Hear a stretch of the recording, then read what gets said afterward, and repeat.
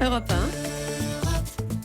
6h38, Thomas Soto. Et alors là, on va se lécher les babines grâce à Anis Mbida. Bonjour. Le Made in France ce matin, c'est une fierté puisque le meilleur pâtissier du monde est français et il s'appelle Pierre Hermé. Oui, il arrive en tête du célèbre classement World 50 Best Restaurant avec l'accent.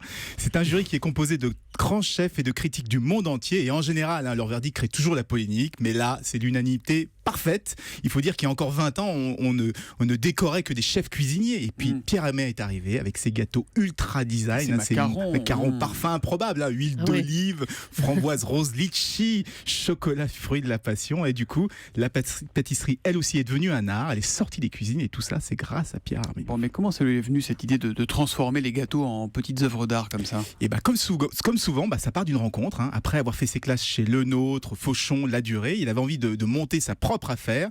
Là, il fait la connaissance de Charles Znati, c'est un champion du marketing et du design. Et ensemble, ils décident non pas d'ouvrir une pâtisserie, mais de créer une marque de luxe, vous savez, comme dans l'épicerie fine ou dans la chocolaterie. Donc, il s'inspire de la mode. Il parle de collection, de saison, alors que les autres ont quoi? Eh bien, une banale carte avec des produits. Et tout un marketing vraiment qui a été très pensé. Des beaux sacs, du beau design. Alors tout ça, ça paraît complètement évident aujourd'hui, mais en 97, c'était totalement inédit. Bon, 20 ans après, il se retrouve à la tête d'un empire, Pierre Hermé. Mais il a quel âge, Pierre Hermé? Il n'est pas vieux, 54 ans, 40 ans de carrière quand même. Il est né en novembre 1961 à Colmar qui est dans le Bas-Rhin. Oui, 60. Le Haut-Rhin.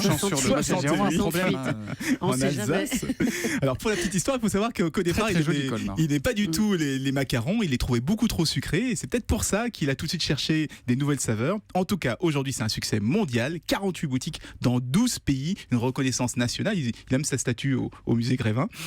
Sa principale fierté, ça reste d'avoir rendu ses lettres de noblesse à la pâtisserie. Et si aujourd'hui, on ne décourage plus les jeunes de faire de la pâtisserie, de devenir pâtissier, c'est aussi grâce à lui. Un Made in France à croquer au sens propre ce matin, c'est Pierre Hermé, meilleur pâtissier du monde, Made in Colmar, Made in 68. Merci beaucoup Anis et à lundi.